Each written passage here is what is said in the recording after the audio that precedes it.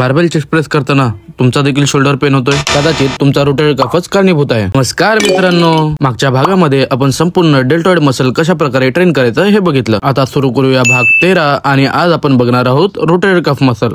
मी प्रफुल्ल मोरे स्वागत करतो तुमचं बायसेप्सची बाराखडी या मालिकेत। इथे आपण शिकणार आहोत muscle training behind the science आणि स्मार्ट टेक्निक्स।